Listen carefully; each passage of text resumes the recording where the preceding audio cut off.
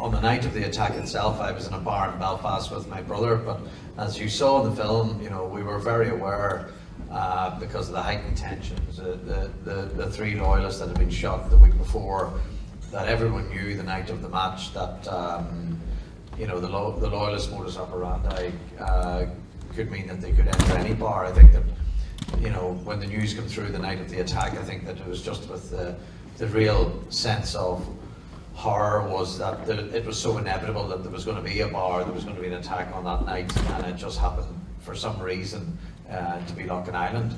So it wasn't that I found the story, it was a story that I'd covered as a journalist back in 1994 and was horrified by. Really what happened then was myself and Alex had worked together on a film called Mea Maxima Culpa, which was about, which examined sex abuse in the institutional child abuse in the Catholic Church, and that was back in 2012. And just as part of an open conversation, I began talking about Loughlin Island, and that was as a result of Niall Murphy contacting me and saying that he felt that a documentary was what was needed in order to try to get truth for the families. So from the moment I told Alex, and I'll never forget it, you know, in his office in New York, he was transfixed by the story and wanted to tell it. And I think he could see it as part of the sort of global picture of how intelligence agencies, whether the American or British, how they operate in the shadows and the power and control that they have. And so I think that's why he was immediately drawn to it. It took us a bit of time to get to it, and we were very held up by the fact that the Ombudsman took so long in order to bring forward his report. So we knew that we weren't going to be able to come out with a film until the Ombudsman went down and told the families what he had found. Even though that we probably knew more than the Ombudsman when he was continuing his investigation, we had to wait until he came in and you know, officially said it was collusion before we could really move into a different gear and get the film out. So that was June 2016, and we finished the film, and it was due to be released in Tribeca a year ago, but we had to put it out of Tribeca because of legal problems. Believe it or not, there were some legal problems, and then it didn't premiere until October last year.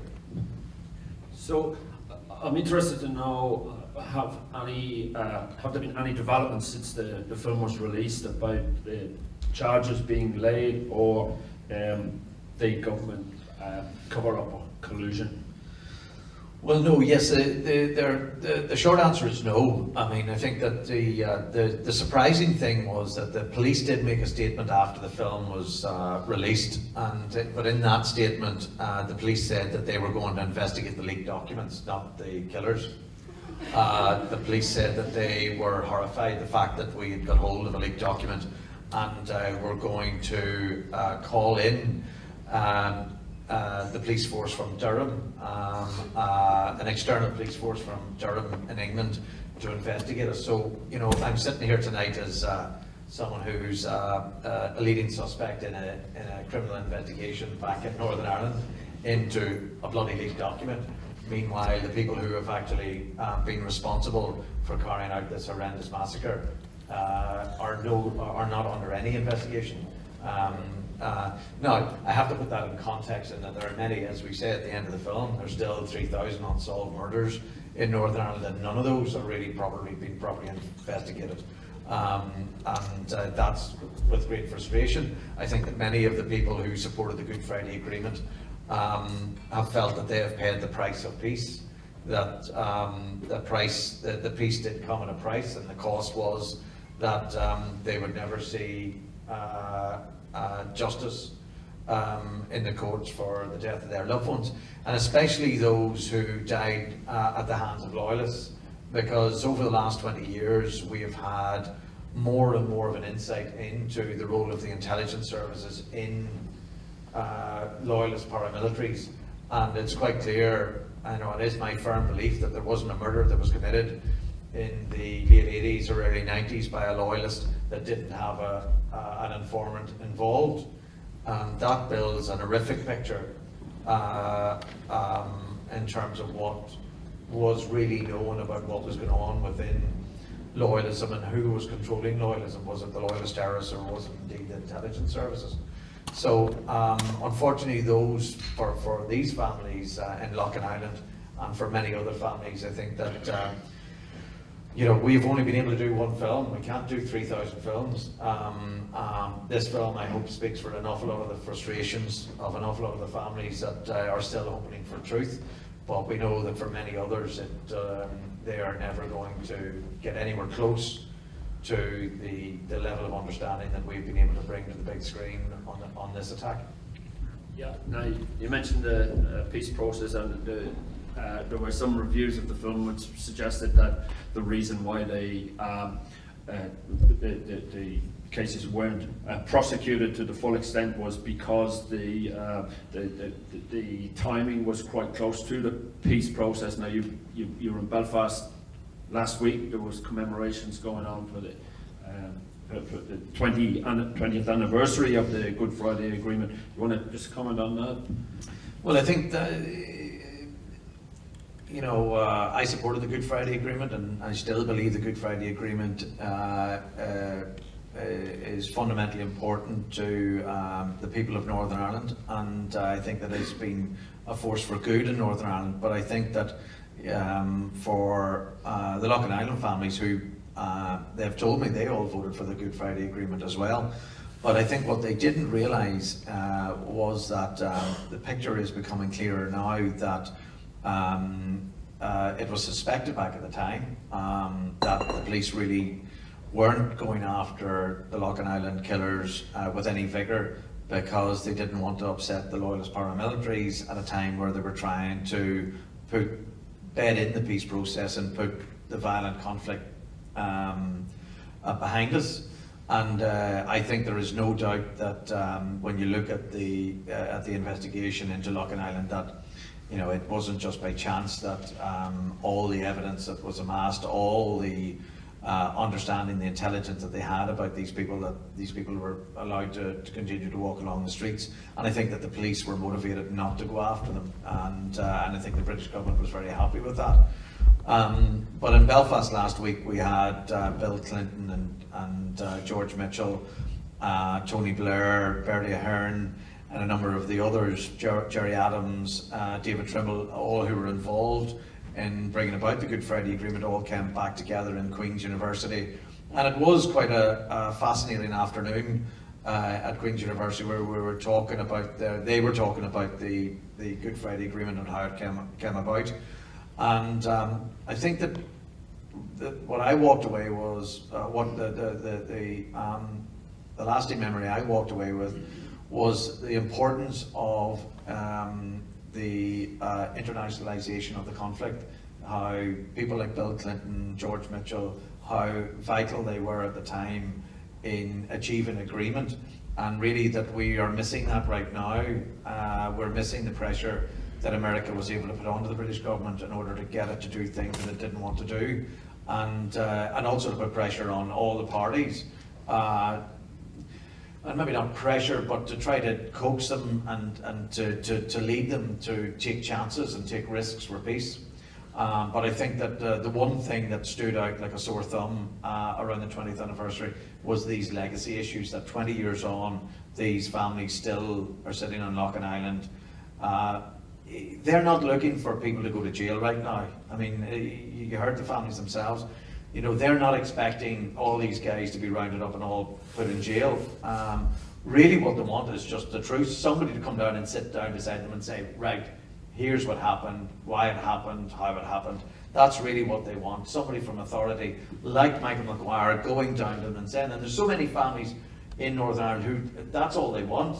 And but utterly, the British government has utterly failed over the last 20 years to set up the right mechanism that would allow that to happen. There have been a number of failed attempts, and these are for families. I come from Enniskillen, and there are many families in Enniskillen who want to find out the truth behind the 1987 Remembrance Day bomb, which was a horrific atrocity.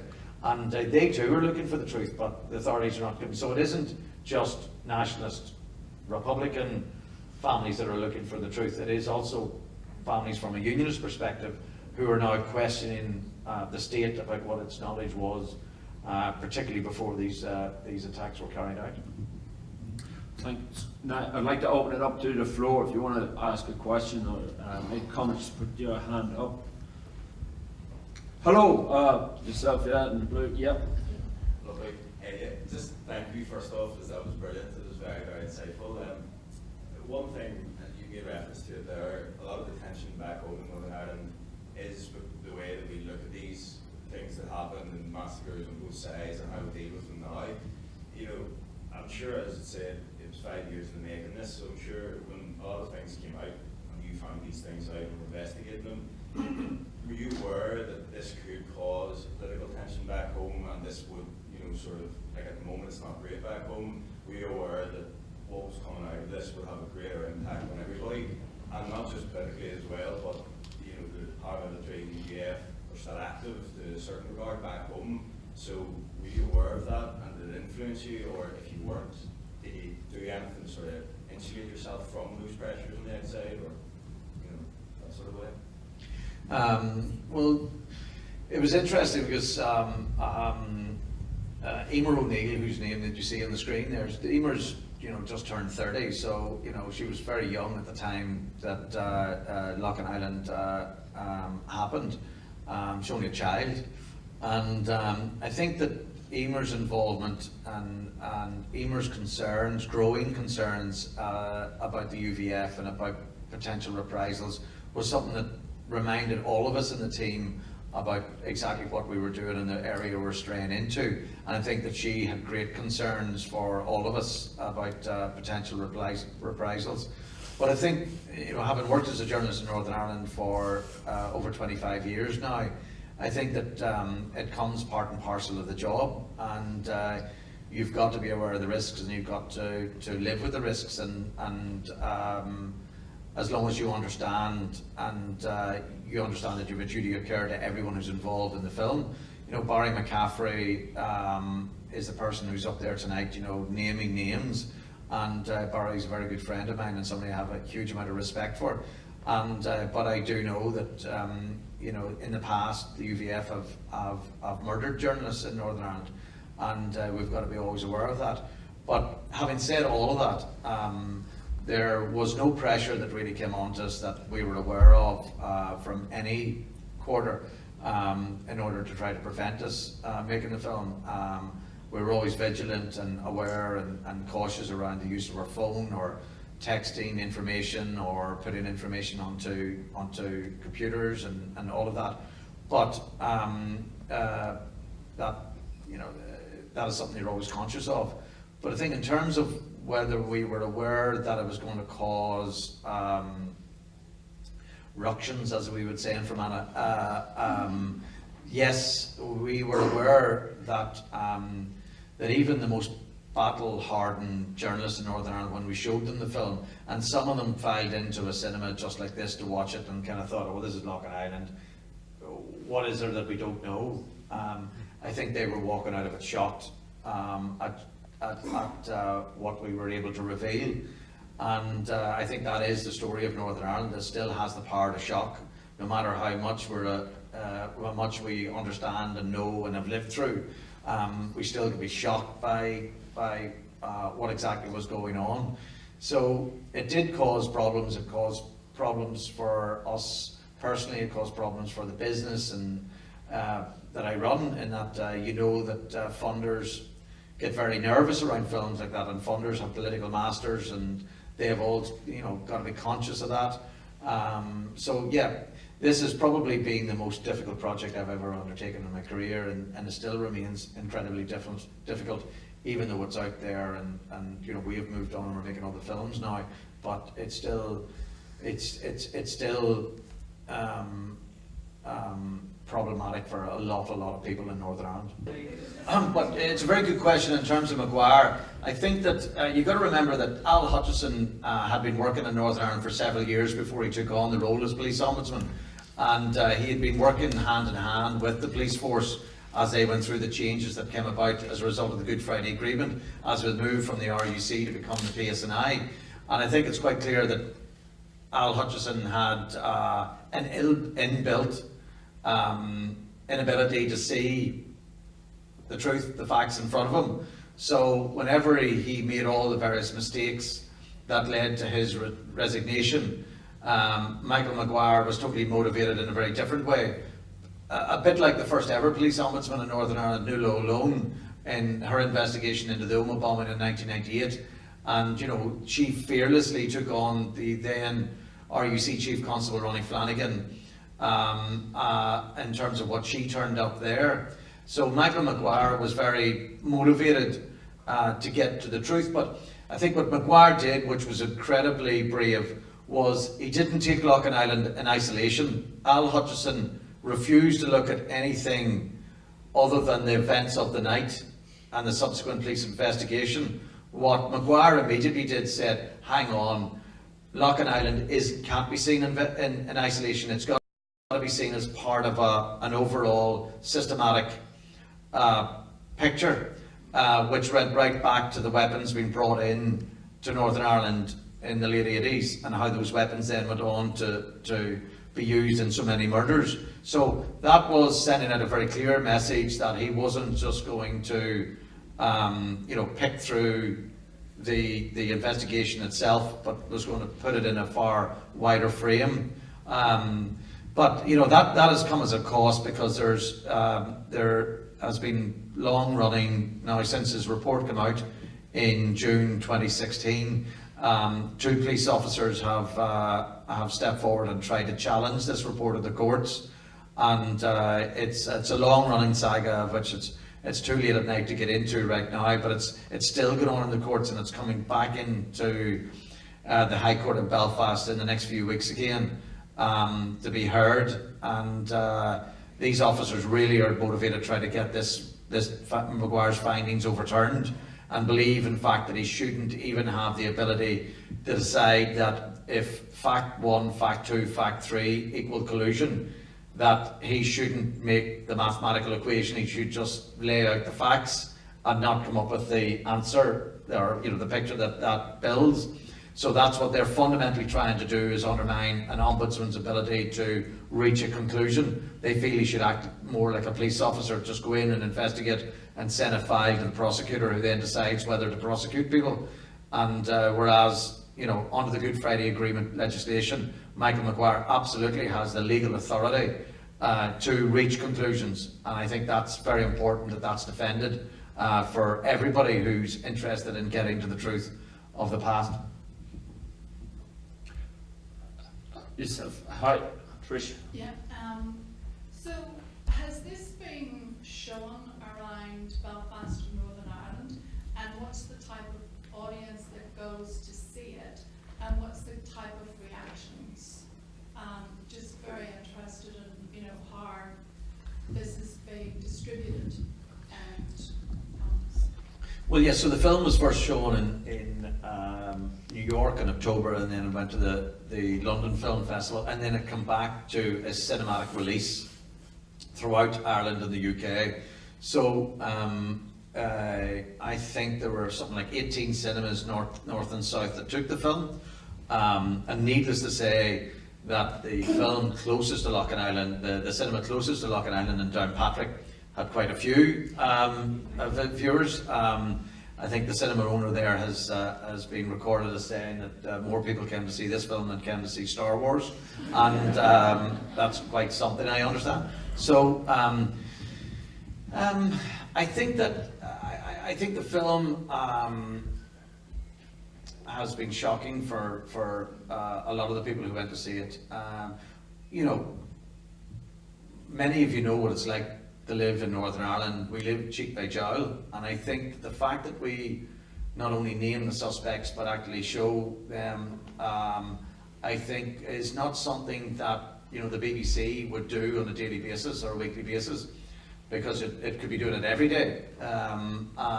So I think that audiences were surprised at the fact that we go that far, and I can only explain that in many ways, and that's Alex's direction and determination. And I think he comes from a very American perspective on that, where in America, they're American television, there's a murder during the day, they name the suspects on television that night, and the suspects are very well known. So Alex comes with that kind of culture, and he feels that it's protected under the American Constitution, freedom of speech, and that we should say that. So that was a real jolt to the system for many of the people who supported the film in Northern Ireland, that, okay, we're going to name these suspects and we're going to actually film them and show them on screen. And it took me some time to actually get my head around that, and it wasn't something that I was immediately easy with, because I'm very concerned as a journalist about trial by media. I think everyone deserves a day in court and defend themselves in court, and it really isn't up to us in the media to prosecute anyone. However, I felt that in the balance, it was in the public interest to show these guys, and to particularly what we knew, we felt it was very important to put it in the public domain, because as I was reminded last night, you know, the Loughlin Island families have known this for, you know, they heard Ronnie Hawthorne's name and Hilary Hawthorne's name and all these other guys within weeks of their loved ones dying. It's only you guys and us that are going, oh my God, we're only learning this now for the first time. But they've carried that. So can you imagine what it's like to live in Loughlin Island and knowing that these guys are 3 miles down the road in Clough and have lived with complete immunity in all that time, and that they have got some sort of get out of jail free card. So the Loughlin Island families, I think, should be held up as in the highest respect, because, you know, there hasn't been an insult or a stone, never mind any reprisals, sought against these people, and despite the horrific allegations against them for what they perpetrated in Loughlin Island. So I think that's testimony to the absolute spirit and just the great people of Loughlin Island. I think unionists generally turned a blind eye to this film, and I think that's unfortunate. And I think that the biggest problem was for the RUC family, and my father was a part-time RUC reservist, so I come from a background and understand why many people protect and feel that many people of who joined the RUC, like my father, did it for lots of reasons, but, you know, they didn't join it to protect killers like Ronnie Hawthorne. And I think that was what was most difficult for them was Jimmy Binns, and the fact that Jimmy Binns was prepared to step outside that, that agreed omerta, that, you know, nobody talks about what they knew. The fact that Jimmy Binns was prepared to risk everything and step out and tell his experience, I think, was a real shock to the RUC family, if you like, those people. And I think that they unfortunately refused to come to terms with that. I think they refused to engage with. I think that Jimmy Binns is actually saying some of the most shocking things in this film, and some of the experiences he had. And I think I felt it shocking at the time when he was sitting in front of me saying on camera, you know, it was shocking. And unfortunately, some people within unionism went to the film and wrote about it and wrote articles about it, and the newsletter, the Belfast newsletter, which would be very much a unionist paper, wrote a couple of articles and not really criticising the film, but unfortunately what they were saying is, where's our films? So where's the film about the Shankill bomb, or where's the film about Enniskillen, where's the film about Taban massacre, where's the films about and that's not something I could answer. You know, I can only do what I can do. I can't make films about every single atrocity, but if somebody else wants to go out and make one of those films, you know, I'd completely 100% support them. So that was kind of the reaction from the Belfast newsletter, so saying, listen, you know, why can't we have a big film like this? And unfortunately, I can't answer that as a filmmaker. Thank you. Hi, yeah. From the thousands of murders and the billions of documents on release, can that not be obtained through the Freedom of Information Act, or does it play the national security or not the public consumption of cash? Sorry, could you repeat that question? If I'm right, you are referring to the documents that are not released, Yeah. and All right. why is it that they can't be accessed under freedom of information? No, they can't. They're protected, and in some regards, I understand why. Because can you imagine if all the files, those 50 million files, were just released into the public domain? You know, that many people could find that it was their neighbour that carried out the murder that they've always known, or you know. I don't know if many have ever seen, there's a fantastic German film called The Lives of Others. Yeah. And if you haven't seen it, I would highly recommend it to you. And the scene at the end of the film where the guy goes in to the Stasi offices and asks for the file on him, and he realizes there were bugs in the room and everyone was talking about it. You know, I do believe that that's a cathartic process that should happen, and I think that families like the Loughlin Island families should have the ability to access those files. But I think that the British government has decided that, you know, I don't think they'll ever see the light of day. You know, a lot of them have already been destroyed, and I'm not sure that the British government is just afraid that it is going to help us understand that it was a very different conflict than the one that I lived through. And you know, I now see the conflict incredibly differently from what it was as I experienced growing up in Northern Ireland. I see it very differently, and in a much more darker way. I don't think there were anything that could be described as random killings. I think that there was systematic. There was a system that was behind all of these attacks, particularly those carried out by loyalists. You know, Loughlin Island, as we've seen in the film tonight, just didn't happen out of nowhere. You know, there was a period that led up to it, and if anybody had really the will, they could have taken those people out of the system and put them in jail a long time before, but they didn't. And the question has to be asked why. And it's in those documents, and those documents are never going to release for that reason. I'll take two more questions. There was a hand up over here. Yeah, yourself. Sorry, just. Yeah.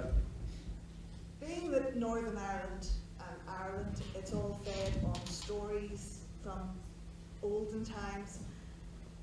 To me, a lot of things are forwarded on to grandchildren and children and all. Do you feel like there's been a generation now who haven't experienced the troubles, don't know what it's like to walk down a street and have a bomb go off, or hear somebody being shot? I love the idea of having these movies, these documentaries made to show the likes of us, my generation up, so we get a bit of closure, because we accept that there were agreements made for the peace process. We accept that. But my concern is the next generation. Is, you know, I moved away. I wanted that choice for my children to not have to live like that, not have to be concerned about what religion they were, how they pronounced a letter, anything like that. My concern is with this and with other ones like it, as you said, the unionists now want their own versions. You're now feeding that whole anger of what happened.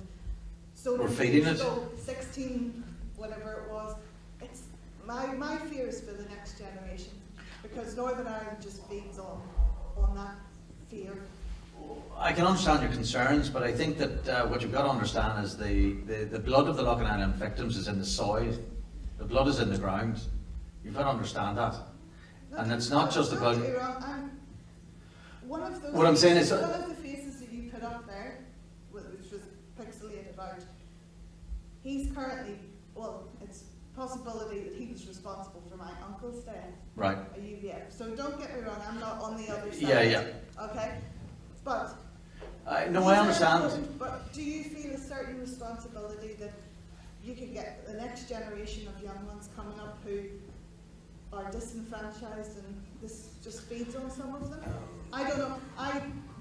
We go home quite regularly, but I just feel like not much has changed. Yeah, no, I understand, but I don't think films are out. Films like this don't come about because people don't want them made. You know, Emma Rogan is suffering today at the loss of her father, whether she's in a film or not. Claire Rogan lost her husband and she suffered. The fact that we decided to make a film it's not gonna change that fact for them.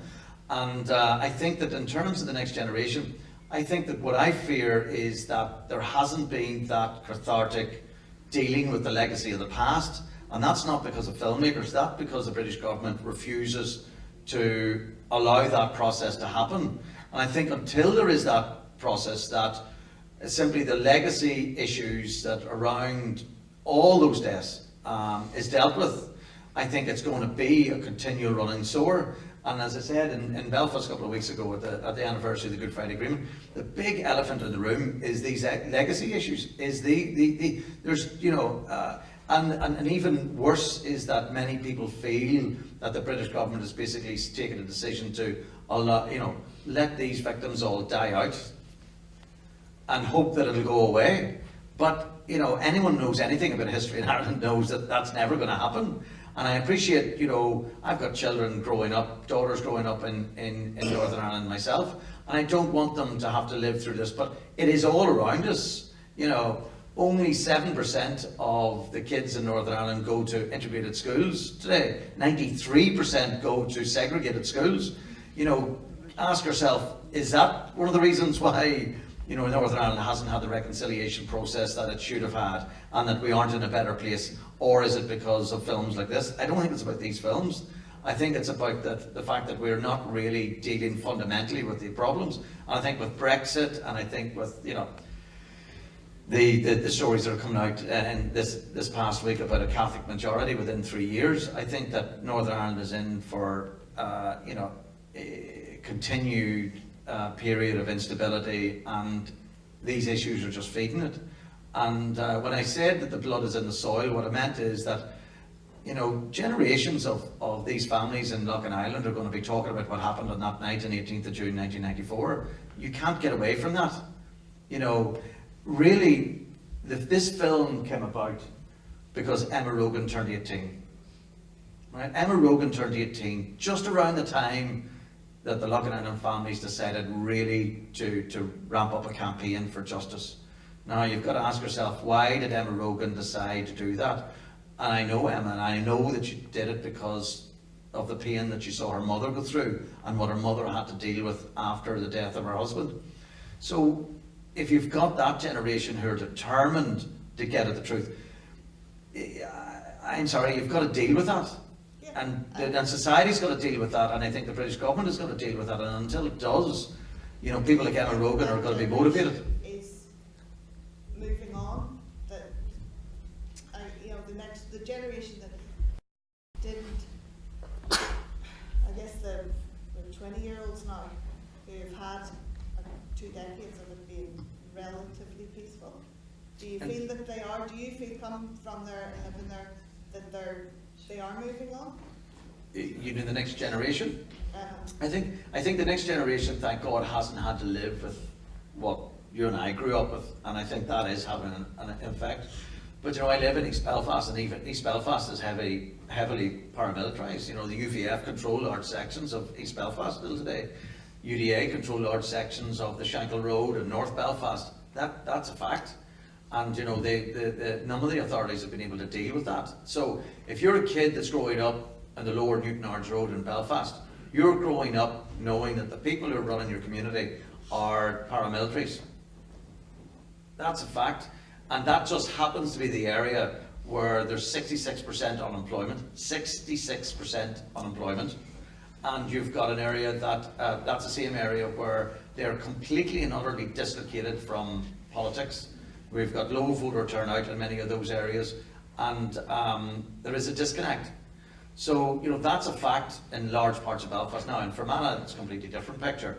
And, you know, thank God Fermanagh, you know, as an old editor said to me, you know, it's Fermanagh is normal, it's the rest of the world is mad. And I believe that fully. And Fermanagh is largely integrated. You know, the soccer team that I played with back in the mid-80s, in the midst of all the trouble, is still as integrated today as it was, thank God, back then.